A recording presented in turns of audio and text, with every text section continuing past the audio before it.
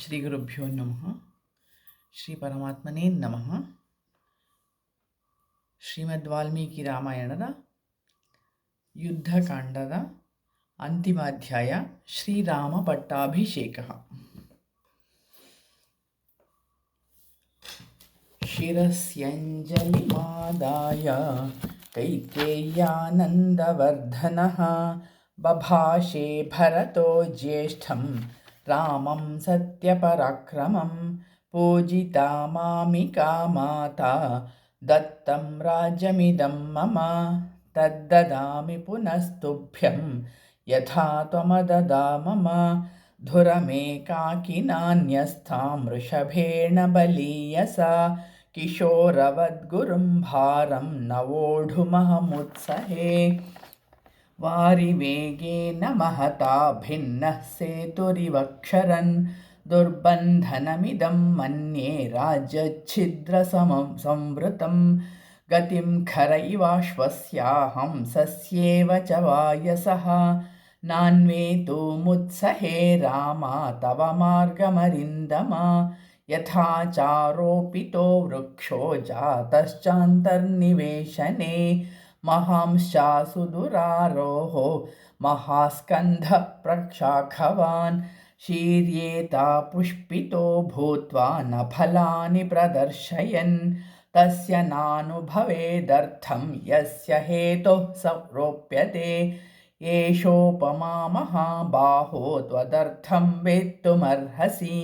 ಯದ್ಯಸ್ಮಾನ್ಮನುಜೇಂದ್ರತ್ವಂ ಭಕ್ತ್ಯಾ ಭೃತ್ಯಾನ್ನ ಶಾಧಿಃ ಜಗದದ್ವ್ಯಾಭಿಷಿಕ್ತಂ ತ್ವಾಮನುಪಶ್ಯಾತು ಸರ್ವತಃ ಪ್ರತಪಂತಮಿವಾದಿತ್ಯಂ ಮಧ್ಯಾಹ್ನೇ ದೀಪ್ತತೇಜಸಂ ತೂರ್ಯಸಂಘಾತನಿರ್ಘೋಷೈಃ ಕಾಂಚೀನೂಪುರನಿಸ್ವನೈಃ ಮಧುರೈರ್ಗೀತಶಬ್ದೈಶ್ಚ ಪ್ರತಿಬುಧ್ಯಸ್ವ ರಾಘವ ಯಾವದಾವರ್ತತೆ ಚಕ್ರಂ ಯಾವತೀ ಚ ವಸುಂಧರಾ ತಾವತ್ತ್ವಮಿಹ ಸರ್ವಸ್ಯಾತ್ ಸ್ವಾಮಿತ್ವಮನುವರ್ತಯ ಭರತಸ್ಯ ವಚಃ ಶ್ರುತ್ವಾ ರಾಮಃ ಪರಪುರಂಜಯಃ ತಥೇತಿ ಪ್ರತಿಜಗ್ರಾಹ ನಿಶಸಾದಾಸನೆ ಶುಭೆ ತತಃ ಶತ್ರುಘ್ನವಚನಾನ್ ನಿಪುಣಃ ಶ್ಮಶ್ರುವರ್ಧಕಾಃ ಸುಖಹಸ್ತಾಶು ಶೀಘ್ರಾಶ್ಚ ರಾಘವಂ ಪರ್ಯುಪಾಸತ ಪೂರ್ವಂ ತು ಭರತೆ ಸ್ನಾತೆ ಲಕ್ಷ್ಮಣೇ ಚ ಮಹಾಬಲೆ ಸುಗ್ರೀವೇ ವಾನರೇಂದ್ರೇ ಚ ರಾಕ್ಷಸೇಂದ್ರೇ ವಿಭೀಷಣೇ ವಿಶೋಧಿತ ಜಟಃ ಸ್ನಾತಶ್ಚಿತ್ರಮಾಲ್ಯಾನುಲೇಪನಃ ಮಹಾರ್ಹವಸನೋ ರಾಮಸ್ತಸ್ಥೌ ತತ್ರ ಶ್ರಿಯಾ ಜ್ವಲನ್ प्रतिकर्म च रामस्य कारयामास वीर्यवान् लक्ष्मणस्य च लक्ष्मीवान् इक्ष्वाकुकुलवर्धनः प्रतिकर्म च सीतायाः सर्वा दशरथस्त्रियः आत्मनैव तदा चक्रुर्मनस्विन्यो मनोहरं ततो वानरपत्नीनां सर्वासामेव शोभनम् चकार यत्नात् कौसल्या प्रहृष्टा पुत्रलालसा ततः शत्रुघ्नवचनात् सुमन्त्रो नाम सारथिः योजयित्वाभिचक्रामा रथं सर्वाङ्गशोभनम् अर्कमण्डलसङ्काशं दिव्यं दृष्ट्वा रथोत्तमम् आरुरोह महाबाहु रामः सत्यपराक्रमः सुग्रीवो हनुमंश्चैव महेन्द्रसदृशद्युति स्नातौ दिव्यनिभैर्वस्त्रैः जग्मुतः शुभकुण्डलौ वराभरणसम्पन्ना ययुस्थः शुभकुण्डलाः सुग्रीवपत्न्यः सीता च द्रष्टुं नगरमुत्सुकाः अयोध्यायां तु सचिवा राज्ञो दशरथस्य ये पुरोहितं पुरस्कृत्य मन्त्रयामासुरर्थवत् अशोको विजयश्चैव सुमन्त्रश्च समागताः मन्त्रयन् रामवृद्ध्यर्थं नगरस्य च सर्वमेवाभिषेकार्थं जयार्हस्य महात्मनः कर्तुमर्हसि रामस्य यद्यन्मङ्गलपूर्वकम् इति ते मन्त्रिणः सर्वे सन्दिश्यतु पुरोहितं नगरान्निर्ययस्तूर्णं रामदर्शनबुद्धयः हरियुक्तं सहस्राक्षो रथमिन्द्र इवानघः प्रययो रथमास्थाय रामो नगरमुत्तमं जग्राह भरतो रश्मीन् शत्रुघ्नश्च त्रमाददे लक्ष्मणो व्यजनं तस्या मूर्ध्नि सम्पर्यवीजयत् श्वेतं च वालव्यजनं जग्राह पुरतः स्थितः अपरं चन्द्रसङ्काशं राक्षसेन्द्रो विभीषणः ऋषिसङ्घैस्तदाकाशे देवैश्च समरुद्गणैः स्तूयमानस्य रामस्य शुश्रुवे मधुरध्वनिः ततः शत्रुञ्जयं नाम कुञ्जरं पर्वतोपमम् आरुरोह महातेजाः सुग्रीवः प्लवगशभः नवनागसहस्राणि ययुरस्थाय वानराः मानुषं विग्रहं कृत्वा सर्वाभरणभूषिताः शङ्खशब्दप्रणादैश्च दुन्दुभीनां च निस्वनैः प्रययौ पुरुषव्याघ्रास्तां पुरीं हर्म्यमालिनीं ददृशुस्ते समायान्तं राघवं सपुरःसरं विराजमानं वपुषा रथेनाथिरथं तथा तदा ते वर्धयित्वा काकुत्स्थं रामेण प्रतिनन्दिताः अनुजग्मुर्महात्मानं भ्रातुभिः परिवारितम् अमात्यैर्ब्राह्मणैश्चैव तथा प्रकृतिभिर्वृतः श्रिया विररुचे रामो नक्षत्रैरिव चन्द्रमाः सपुरोगामिभिस्तूयैस्तालस्वस्तिकपाणिभिः प्रव्याहरद्भिर्मुदितै मङ्गलानि ययौ वृतः अक्षतं जातरूपं च गावः कन्यास्तथा द्विजाः नरा मोदकहस्ताश्च रामस्य पुरतो युयुः सख्यं च रामः सुग्रीवे प्रभावं चानिलात्मजे वानराणां च तत्कर्म राक्षसानां च तद्बलं विभीषणस्य संयोगामाचचक्षे च मन्त्रिणां श्रुत्वा तु विस्मयं जग्मुरयोध्यापुरवासिनः द्युतिमानेतदाख्याय रामो वानरसंवृतः हृष्टपुष्टजनाकीर्णामयोध्यां प्रविवेशः ततो ह्यभ्युच्छ्रयत्पौराः पताकास्ते गृहे गृहे इक्ष्वाकाध्युषितं रम्याम् आससादा पितुर्गृहम् अथाब्रवीद्राजपुत्रो भरतं धर्मिणां वरम् अर्थोपहितया वाचा मधुरं रघुनन्दनः पितुर्भवनमासाद्य प्रविश्य च महात्मनः कौसल्यां च सुमित्रां च कैकेयीमभिवाद्य च यच्छमद्भवनं श्रेष्ठं सा शोकवनिकां महत् मुक्ता वैदूर्यसङ्कीर्णं सुग्रीवाय निवेदयत् तस्य तद्वचनं श्रुत्वा भरतः सत्यविक्रमः पाणो गृहीत्वा सुग्रीवं प्रविवेशतमालयं ततस्तैलप्रदीपांश्च पर्यङ्कास्तरणानि च गृहीत्वा विविशुः क्षिप्रं शत्रुघ्नेन प्रचोदिताः उवाचा च महातेजाः सुग्रीवं राघवानुजः अभिषेकाय रामस्य दूतानाज्ञापय प्रभो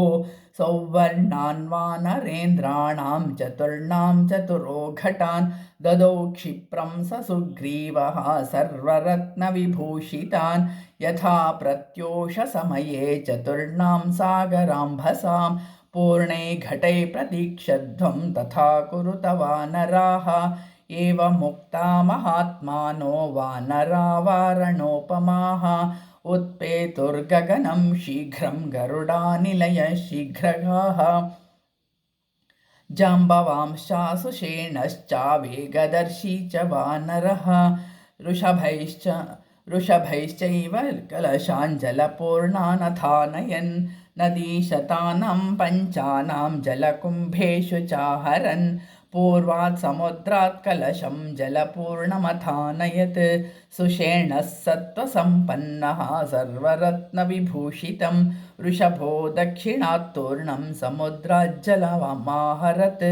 रक्तचन्दनशाखाभिः संवृतं काञ्चनं घटं गवयः पश्चिमात्तोऽयं आजहारमहार्णवात् रत्नकुम्भेन महता शीतं मारुतविक्रमः उत्तराच्छाजलं शीघ्रं गरुडानिलविक्रमः आजहार स धर्मात्मा नलः सर्वगुणान्वितः ततस्तैर्वानरश्रेष्ठैरानीतं प्रेक्ष्य तज्ज्वलम् अभिषेकाय रामस्य शत्रुघ्नः सचिवैः सह पुरोहिताय श्रेष्ठाय सुहृद्भ्यश्च निवेदयत् ततः स प्रयतो वृद्धो वसिष्ठो ब्राह्मणैः सह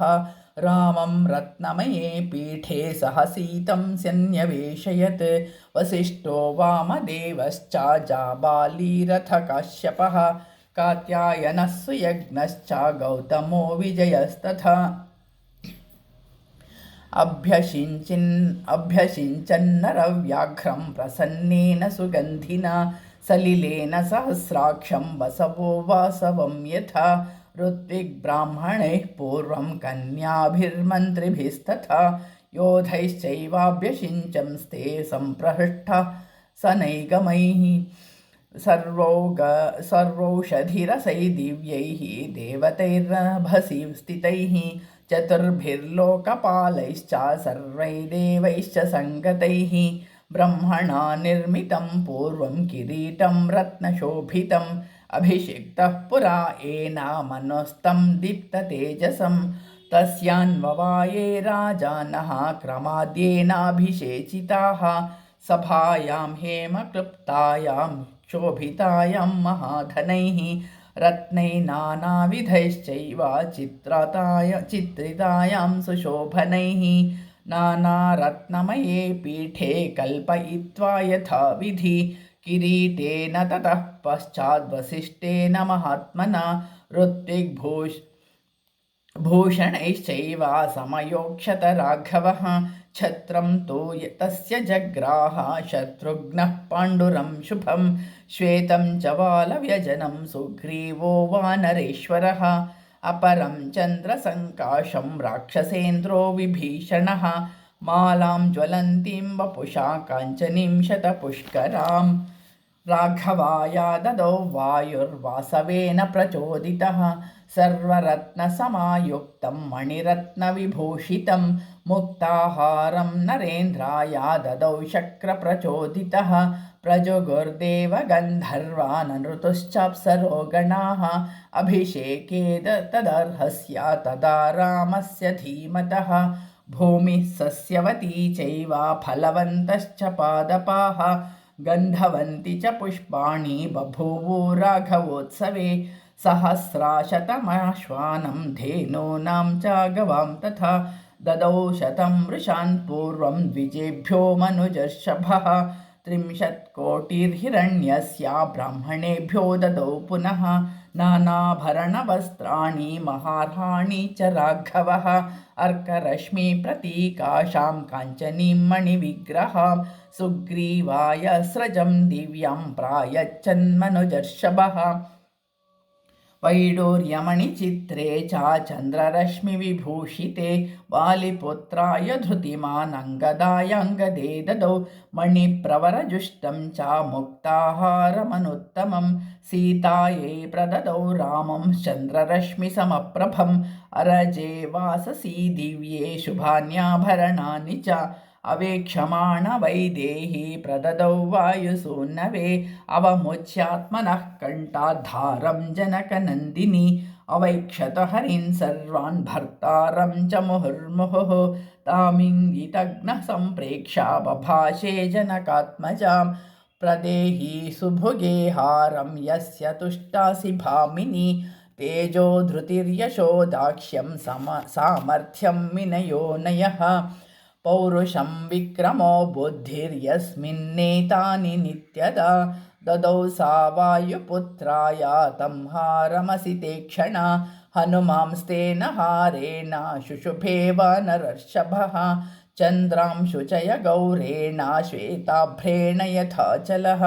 ततोद्विविधमैन्दाभ्यां नीलाया च परन्तपः सर्वान् कामगुणान् वीक्षा प्रददौ वसुधाधिपः सर्वे वानरवृद्धाश्च ये चान्ये वानरेश्वराः वासोभिर्भूषणैश्चैव यथार्हं प्रतिपूजिताः विभीषणोऽथ सुग्रीवो हनुमाञ्जाम्बवांस्तथा सर्वे वानरमुख्याश्च रामेणाक्लिष्टकर्मणा यथार्हं पूजिताः सर्वे कामैरत्नैश्च पुष्कलैः प्रहृष्टमनसः सर्वे जग्मुरेव यथागतं नत्वा सर्वे महात्मानं ततस्ते प्लवगशभाः विसृष्टा पार्थिवेन्द्रेण किष्किन्धामभ्युपागमन् सुग्रीवो वानरश्रेष्ठो दृष्ट्वा रामाभिषेचनं पूजितश्चैव रामेण किष्किन्धां प्राविशत्पुरीं विभीषणोऽपि धर्मात्मा सहतैर्नैतवर्षभैः लब्ध्वा कुलधनं राजा लङ्कां प्रायद्विभीषणः सराज्यमखिलं शासन्निहतारिर्महायशाः राघवः परमोदारो रराजा परया मुदा उवाच लक्ष्मणं रामो धर्मज्ञं धर्मवत्सलः आतिष्ठधर्मघ्नमया सहेमां गां पूर्वराज्याधुषितां बलेन तुल्यं मया त्वं पितृभिर्धृताय तां यौवराज्येन धुरमुद्वहस्व सर्वात्मना पर्यनुनियाममानो यदा न सौमित्रिरुपैति योगं नियुज्यमानोऽपि च यौवराज्ये ततोऽभ्यषिञ्चद्भरतं महात्मा पौण्डरीकाश्वमेधाभ्यां वाजपेयेन चासकृत् अन्यैश्च विविधैर्यज्ञैः जयत्पार्थिवात्मजः राज्यं 10,000 प्राप्य वर्षाणि राघवः शताश्वमेधाना जह्रे सदश्वान् भूरि दक्षिणान् आजानुलम्बबाहो समहास्कन्द प्रतापवान् लक्ष्मणानुचरो रामः पृथिवीमन्वपालयत् राघवश्चापि धर्मात्मा प्राप्य राज्यमनुत्तमम् ईजे बहुविधैर्यज्ञैः ससुहृज्ञातिबान्धवैः न पर्यदेवन् विधवा न च वालकृतं भयं न व्याधिजं भयं वापि रामे राज्यं प्रशासति निर्दस्युरभवल्लोको नानर्थः कञ्चिदस्पृशत् न च स्म वृद्धा बालानां प्रेतकार्याणि कुर्वते सर्वं मुदितमेवासीत् सर्वो धर्मपरोऽभवत् राममेवानुपश्यन्तो नाभ्यहिंसन् परस्परम् आसन् वर्षसहस्राणि तथा पुत्रसहस्रिणः निरामया विशोकाश्च रामो राज्यं प्रशासति रामो राम इति प्रजानामभवन् कथाः रामभूतं जगद्बुद्ध्रामे राज्यं प्रशासति नित्यपुष्पा नित्यफलास्तरवः स्कन्दविस्तृताः काले वर्षी च पर्जन्यः सुखस्पर्शश्च मारुतः ब्राह्मणा क्षत्रिया वैश्या शूद्रा लोभविवर्जिताः स्वकर्मसु प्रवर्तन्ते तुष्टा स्वैरेव कर्मभिः असन् प्रजाधर्मरता रामे शासति नानृताः सर्वे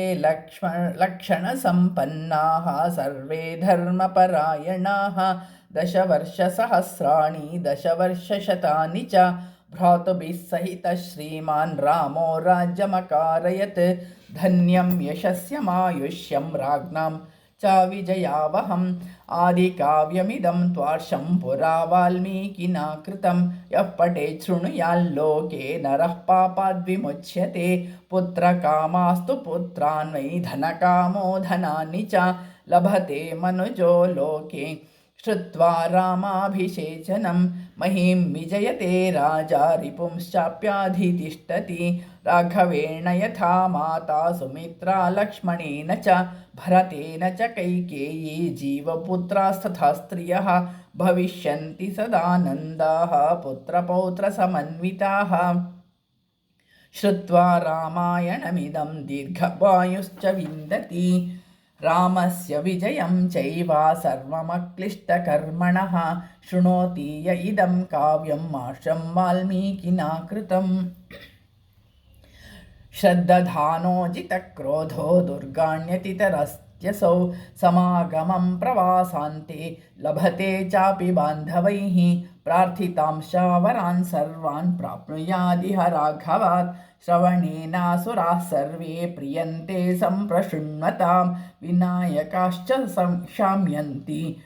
गृहे तिष्ठन्ति यस्य वै विजयेतामहीं राजा प्रवासी स्वस्तिमान् व्रजेत्। श्रियो रजस्वला श्रुत्वा पुत्रान्